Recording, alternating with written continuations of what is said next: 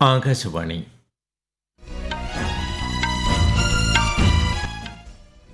നമസ്കാരം. വാർത്തകൾ വായിക്കുന്നത് ഉദയൻ കിളിയന്നൂർ.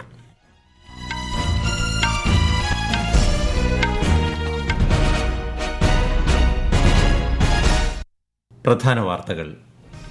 ഗതാഗതം, സുസ്ഥിര വികസനം തുടങ്ങി നിരവധി മേഖലകളിൽ ഇന്ത്യ സ്പെയിൻ സഹകരണം ശക്തമാക്കേണ്ടത് അനിവാര്യമെന്ന് കേന്ദ്രമന്ത്രി പീയൂഷ് ഗോയൽ.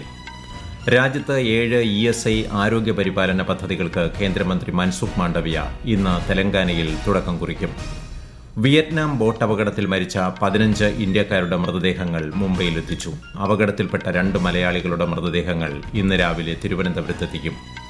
കിഫ്ബിയുടെ പ്രവർത്തനം സംബന്ധിച്ച് പഠിക്കാൻ 5-അംഗ വിദഗ്ധ സമിതിയെ നിയോഗിച്ച് കേരള സർക്കാർ. പശ്ചിമേഷ്യയിൽ സംഘർഷം രൂക്ഷമാകുന്നു. ഹോർമൂസ് കടലിടുക്കിൽ ഇറാൻ നടത്തിയ ആക്രമണത്തിൽ ഒരു ഇന്ത്യക്കാരൻ കൊല്ലപ്പെട്ടു. ഇറാനിയൻ കപ്പലുകൾക്ക് ഉപരോധം ഏർപ്പെടുത്തി അമേരിക്ക. ഇന്ത്യ ഇംഗ്ലണ്ട് പുരുഷ ഏകദിന ക്രിക്കറ്റ് പരമ്പരയിലെ ആദ്യ മത്സരം ഇന്ന് ബർമിംഗ്ഹാമിൽ. വാർത്തകൾ വിശദമായി. കേന്ദ്ര വാണിജ്യ വ്യവസായ മന്ത്രി പീയൂഷ് ഗോയലിന്റെ സ്പെയിൻ സന്ദർശനം പുരോഗമിക്കുന്നു. സ്പെയിൻ വൈസ് പ്രസിഡന്റുമായി അദ്ദേഹം കൂടിക്കാഴ്ച നടത്തി. വ്യാപാരം, നിക്ഷേപം, സാങ്കേതിക സഹകരണം എന്നിവയിലൂടെ ഇന്ത്യ സ്പെയിൻ സാമ്പത്തിക പങ്കാളിത്തം ശക്തമാക്കുന്നതിനെക്കുറിച്ച് ഇരു നേതാക്കളും ചർച്ചകൾ നടത്തി. ഇന്ത്യ സ്പെയിൻ ബിസിനസ് ഫോറത്തെയും അദ്ദേഹം അഭിസംബോധന ചെയ്തു. ഗതാഗതം, സുസ്ഥിര വികസനം, കല, ശാസ്ത്രം, സംസ്കാരം എന്നിവയിൽ ഇന്ത്യയും സ്പെയിനും തമ്മിൽ സഹകരണം ശക്തമാക്കേണ്ടതുണ്ടെന്നും അദ്ദേഹം അഭിപ്രായപ്പെട്ടു. In a seamless and much larger engagement between our two countries. Huge opportunities, whether in advanced manufacturing, mobility, sustainability, railways, as the Secretary just mentioned, advanced technologies, infrastructure, innovation, the digital technology world, art, science, culture, education, tourism. The sky is the limit, my friends. ഇന്ത്യയുടെ സാമ്പത്തിക വ്യാപാര ബന്ധങ്ങൾ ശക്തിപ്പെടുത്തുന്നതിനായി Belgium, Finland എന്നീ രാജ്യങ്ങളും ശ്രീ പീയൂഷ് ഗോയൽ സന്ദർശിക്കുന്നുണ്ട്. ഈ മാസം 17 വരെയാണ് സന്ദർശനം. വിയറ്റ്നാം ബോട്ട് അപകടത്തിൽ മരിച്ച 2 മലയാളികൾ ഉൾപ്പെടെ 15 ഇന്ത്യക്കാരുടെ മൃതദേഹങ്ങൾ ഇന്നലെ മുംബൈയിലെത്തിച്ചു. കൊട്ടാരക്കര സ്വദേശികളായ AC തോമസ്, ഭാര്യ ലോവേനി തോമസ് എന്നിവരുടെ മൃതദേഹങ്ങൾ മുംബൈയിൽ നിന്ന് ഇന്ന് രാവിലെ എയർ ഇന്ത്യ വിമാനത്തിൽ തിരുവനന്തപുരം വിമാനത്താവളത്തിലെത്തിക്കുമെന്ന് മുഖ്യമന്ത്രിയുടെ ഓഫീസ് അറിയിച്ചു. തുടർന്ന് കൊട്ടാരക്കരയിലേക്ക് കൊണ്ടുപോകും. രാജ്യത്ത് 7 ESI ആരോഗ്യ പരിപാലന പദ്ധതികൾക്ക് കേന്ദ്രമന്ത്രി മൻസുഖ് മാണ്ഡവ്യ ഇന്ന് തുടക്കം കുറിക്കും. 668 കോടി രൂപയുടെ പദ്ധതികൾക്ക് 53 ലക്ഷം ഗുണഭോക്താക്കൾ പ്രയോജനപ്പെടുത്തും. തെലങ്കാനയിലെ ESI ആശുപത്രിയിലാണ് ഉദ്ഘാടന ചടങ്ങ്. തെലങ്കാനയ്ക്ക് പുറമെ അസം, തമിഴ്നാട്, ആന്ധ്രാപ്രദേശ്, ഗുജറാത്ത്, രാജസ്ഥാൻ എന്നിവിടങ്ങളിലെ ESI ആശുപത്രികളിലാണ് പദ്ധതി ആരംഭിക്കുന്നത്. ഇന്ത്യയിലെ ഏറ്റവും വലിയ ആഗോള ടെക്സ്റ്റൈൽ മേളയായ ഭാരത് ടെക്സ് 2026 ഇന്ന് ന്യൂഡൽഹിയിലെ ഭാരത് മണ്ഡപത്തിൽ തുടക്കം കുറിക്കും. മേളയുടെ 3ാം പതിപ്പാണിത്. 4 ദിവസം നീളുന്ന മേളയിൽ 20,000-ലധികം ടെക്സ്റ്റൈൽ ഉൽപ്പന്നങ്ങൾ പ്രദർശിപ്പിക്കും. 14 രാജ്യങ്ങളിൽ നിന്നുള്ള അന്താരാഷ്ട്ര പ്രദർശകർ പങ്കെടുക്കും. നീറ്റ് UG 2026 പുനഃപരീക്ഷയുടെ OMR ഷീറ്റുകളും ഉത്തരക്കടലാസുകളും നാഷണൽ ടെസ്റ്റിംഗ് ഏജൻസി വെബ്സൈറ്റിൽ പ്രസിദ്ധീകരിച്ചു. ഉദ്യോഗാർത്ഥികൾക്ക് അപേക്ഷയുടെ നമ്പർ ഉപയോഗിച്ച് ലോഗിൻ ചെയ്ത് ഒത്തുനോക്കാമെന്ന് ഏജൻസി അറിയിച്ചു. OMR സംബന്ധിച്ച പരാതികളും ആശങ്കകളും അറിയിക്കാനുള്ള സൌകര്യം ഈ മാസം 15-ാം തീയതി വരെ ലഭ്യമായിരിക്കും. ഇന്ത്യൻ വംശജനായ നാസ ബഹിരാകാശ യാത്രികൻ അനിൽ മേനോൻ ഉൾപ്പെട്ട 3-അംഗ സംഘം 8 മാസം നീണ്ടുനിൽക്കുന്ന ദൌത്യത്തിനായി ഇന്ന് അന്താരാഷ്ട്ര ബഹിരാകാശ നിലയത്തിലേക്ക് തിരിക്കും.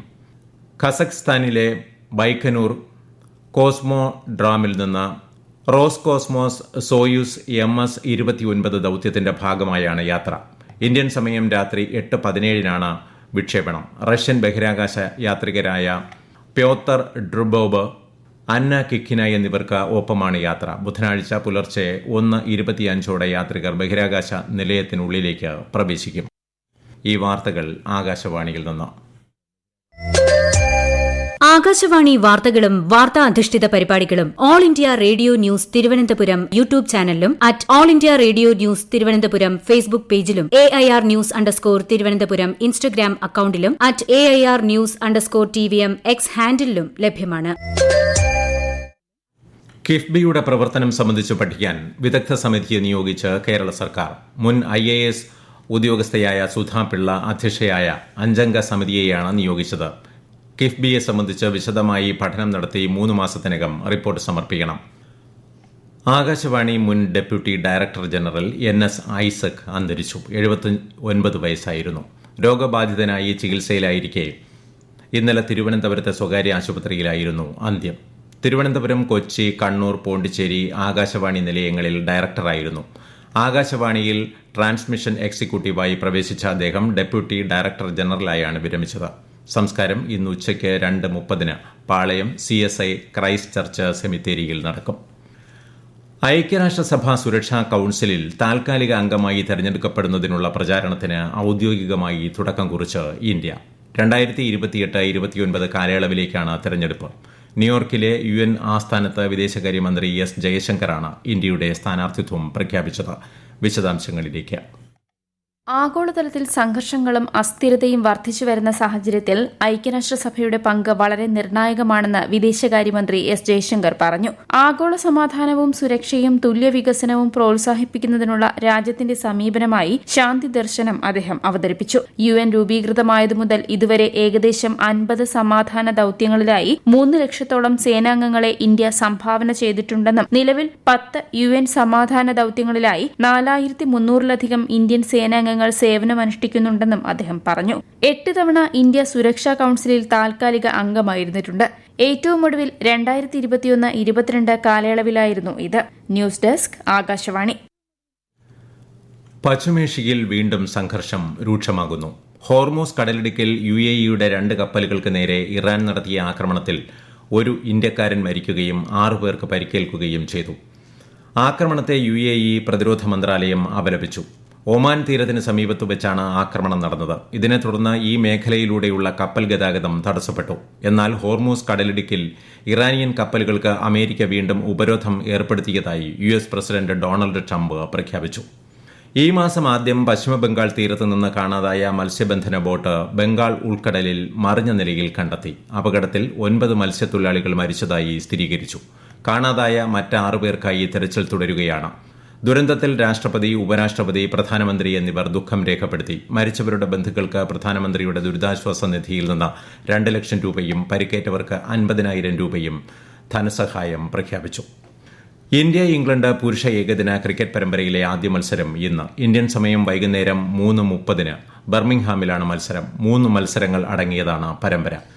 ലോകകപ്പ് ഫുട്ബോൾ സെമി മത്സരങ്ങൾക്ക് നാളെ തുടക്കം. ആദ്യ സെമിയിൽ ഫ്രാൻസ് സ്പെയിനിനെ നേരിടും. മറ്റന്നാൾ നടക്കുന്ന സെമി പോരാട്ടത്തിൽ അർജന്റീന ഇംഗ്ലണ്ടുമായി ഏറ്റുമുട്ടും. ഈ മാസം 20-നാണ് final. Waves 2027 create in India challenge season 2-ന് കീഴിൽ വ്യവസായ അധിഷ്ഠിത മത്സരങ്ങൾ നടത്തുന്നതിനുള്ള നിർദ്ദേശങ്ങൾ ക്ഷണിച്ച് കേന്ദ്ര വാർത്താവിതരണ പ്രക്ഷേപണ മന്ത്രാലയം. മീഡിയ എന്റർടൈൻമെന്റ് മേഖലയിലെ ക്രിയേറ്റർമാരെ കണ്ടെത്താനും അവരെ പ്രോത്സാഹിപ്പിക്കാനും ലക്ഷ്യമിട്ടുള്ള പദ്ധതിയാണിത്. മികച്ച സൃഷ്ടികൾ വേവ്സ് 2027 ഉച്ചകോടിയുടെ ഭാഗമായി നടക്കുന്ന ക്രിയേറ്റോസ്ഫിയറിൽ പ്രദർശിപ്പിക്കും. ഈ മാസം 31-നകം wavesbazaar.com ഓൺലൈൻ പോർട്ടൽ വഴി നിർദ്ദേശങ്ങൾ സമർപ്പിക്കാം. തെരഞ്ഞെടുക്കപ്പെടുന്ന ഓരോ ചലഞ്ചറെയും വിജയകരമായ നടത്തിപ്പിനായി 1 കോടി രൂപ വരെയുള്ള ഒറ്റത്തവണ ഗ്രാന്റ് അനുവദിക്കും. അസമിൽ പ്രളയം രൂക്ഷം. 6 ജില്ലകളിലെ ജനജീവിതത്തെ സാരമായി ബാധിച്ചിട്ടുണ്ട്. പല ജില്ലകളിലും ഇന്നും നാളെയും കനത്ത മഴ പെയ്യാൻ സാധ്യതയുണ്ടെന്ന് കാലാവസ്ഥാ വകുപ്പ് മുന്നറിയിപ്പ് നൽകി. ഓപ്പറേഷൻ തൂഫാന്റെ ഭാഗമായി വിദ്യാർത്ഥി യുവജന സംഘടനകളുടെ യോഗം നാളെ തിരുവനന്തപുരത്ത് ചേരും. ആഭ്യന്തരമന്ത്രി രമേശ് ചെന്നിത്തല വിളിച്ചു ചേർക്കുന്ന യോഗത്തിൽ വിദ്യാഭ്യാസ മന്ത്രി N. ഷംസുദ്ദീൻ പങ്കെടുക്കും. ലഹരിക്കെതിരെയുള്ള പോരാട്ടത്തിൽ വിദ്യാർത്ഥി യുവജന സംഘടനകളുടെ സജീവ പങ്കാളിത്തം ഉറപ്പുവരുത്താനുള്ള ചർച്ചകൾ നടക്കും. സെൻസസ് 2027-ന്റെ ഭാഗമായുള്ള വിവരശേഖരണം കേരളത്തിൽ പുരോഗമിക്കുന്നു. ഈ മാസം 30 വരെയാണ് എന്യൂമറേറ്റർമാരുടെ ഭവന സന്ദർശനം. വീടുകളുടെ സെൻസസും പട്ടികപ്പെടുത്തലുമാണ് ഈ ഘട്ടത്തിൽ നടക്കുന്നത്. പ്രധാന വാർത്തകൾ വീണ്ടും. ഗതാഗതം, സുസ്ഥിര വികസനം തുടങ്ങി നിരവധി മേഖലകളിൽ ഇന്ത്യ സ്പെയിൻ സഹകരണം ശക്തമാക്കേണ്ടത് അനിവാര്യമെന്ന് കേന്ദ്രമന്ത്രി പീയൂഷ് ഗോയൽ. രാജ്യത്ത് 7 ESI ആരോഗ്യ പരിപാലന പദ്ധതികൾക്ക് കേന്ദ്രമന്ത്രി മൻസുഖ് മാണ്ഡവ്യ ഇന്ന് തെലങ്കാനയിൽ തുടക്കം കുറിക്കും. വിയറ്റ്നാം ബോട്ട് അപകടത്തിൽ മരിച്ച 15 ഇന്ത്യക്കാരുടെ മൃതദേഹങ്ങൾ മുംബൈയിലെത്തിച്ചു. അപകടത്തിൽപ്പെട്ട 2 മലയാളികളുടെ മൃതദേഹങ്ങൾ ഇന്ന് രാവിലെ തിരുവനന്തപുരത്തെത്തിക്കും. കിഫ്ബിയുടെ പ്രവർത്തനം സംബന്ധിച്ച് പഠിക്കാൻ 5-അംഗ വിദഗ്ധ സമിതിയെ നിയോഗിച്ച് കേരള സർക്കാർ. പശ്ചിമേഷ്യയിൽ സംഘർഷം രൂക്ഷമാകുന്നു. ഹോർമൂസ് കടലിടുക്കിൽ ഇറാൻ നടത്തിയ ആക്രമണത്തിൽ ഒരു ഇന്ത്യക്കാരൻ കൊല്ലപ്പെട്ടു. ഇറാനിയൻ കപ്പലുകൾക്ക് ഉപരോധം ഏർപ്പെടുത്തി അമേരിക്ക. ഇന്ത്യ ഇംഗ്ലണ്ട് പുരുഷ ഏകദിന ക്രിക്കറ്റ് പരമ്പരയിലെ ആദ്യ മത്സരം ഇന്ന് ബർമിംഗ്ഹാമിൽ. വാർത്തകൾ കഴിഞ്ഞു. അടുത്ത വാർത്താ പ്രക്ഷേപണം ഉച്ചയ്ക്ക് 12:30.